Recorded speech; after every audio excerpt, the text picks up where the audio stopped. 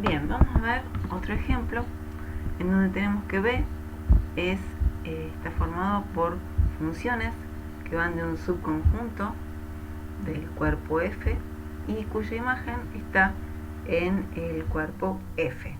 Su dominio es un subconjunto S que asumimos que es no vacío. Este B es no vacío porque podemos pensar, por ejemplo, en una función que a todo elemento de S lo manda al 0, por lo tanto tenemos garantizado que este B es no vacío. Bien, para poder determinar que B es un espacio vectorial, necesitamos definir la suma en B, la suma de dos elementos de B, y definir también la multiplicación escalar. Bien, ¿cómo definimos la suma? La suma va a estar definida como, dado dos elementos arbitrarios, la suma en un t sería f de t más g de t. Es decir, esta suma va a mandar a todo elemento t de S a la suma de las imágenes de t tanto por f como por g. Como estos dos son elementos en el cuerpo, esta suma, esta función que estamos definiendo, cumple que va desde S al cuerpo. Por lo tanto, esta suma es un elemento de B. ¿Cómo se define el producto por escalar? Bueno, C por F en un T va a mandar a este T a C por la imagen de T por F. Ahora, acá tenemos el producto en el cuerpo. Entonces, de nuevo, C por F va desde elementos de S y su imagen está dentro del cuerpo. Por lo tanto, este elemento que tenemos acá es un elemento de B.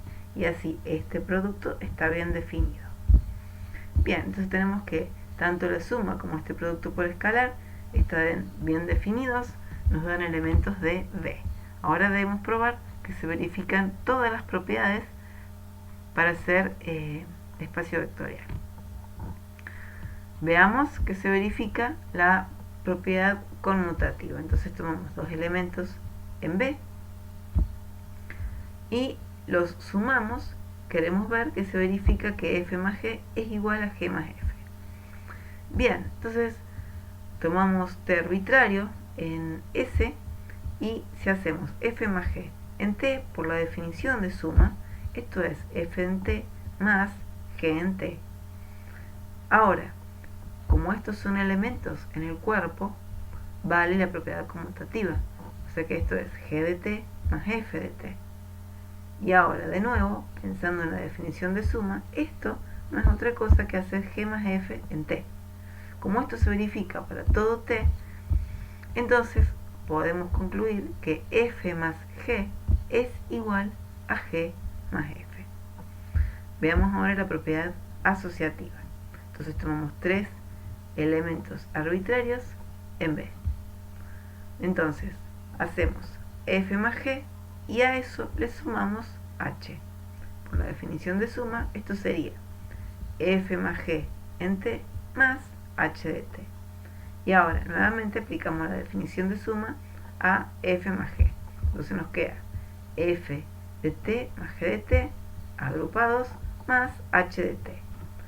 Nuevamente, todos estos son elementos en el cuerpo y esta suma ya es una suma en el cuerpo. Por lo tanto, vale la asociatividad en F. Entonces podemos reagrupar y nos quedaría F de T más, y agrupamos G de T más H de T.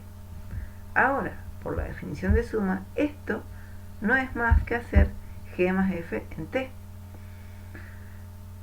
Y así, uniendo los extremos, tenemos que F más G más H en T es igual a F en T más G más F en T. Y ahora, de nuevo, por la definición de suma, esto que tenemos acá no es más que hacer F más G más H en T. Como esto se verifica para todo t, concluimos entonces que f más g agrupado más h es lo mismo que hacer f más g más h, es decir, vale la propiedad asociativa. Bien, vamos a ver ahora la propiedad de el neutro. Entonces, dado un f en b, vamos a definir, sea un f en b arbitrario, vamos a definir una función que le vamos a llamar 0 de t de la siguiente manera: a todo elemento del conjunto S lo manda al 0 escalar, es decir, todo elemento de S, su imagen por esta nueva función es el escalar 0, el neutro respecto a la suma en K. Vamos a probar que esta función que hemos definido primero está en B y después vamos a ver que tiene la condición o la propiedad de neutro. Bien, como de la manera en que está definida, esta función va de S y su imagen está en el cuerpo porque nos da 0 para todo t. Quiere decir que es un elemento de B, o sea que está bien definida. Bien, ahora vamos a tomar un elemento de B arbitrario, que lo llamamos f, y lo sumamos con esta función 0. Bueno, de acuerdo a la definición de suma, esto sería f en t más la función esta 0 de t. Ahora, por la definición de esta función, esto es el escalar 0. Ahora, f de t más 0 es una suma con elementos en el cuerpo, porque esto estaba en el cuerpo. Por propiedad de neutro respecto a la suma en el cuerpo, esto es f de t.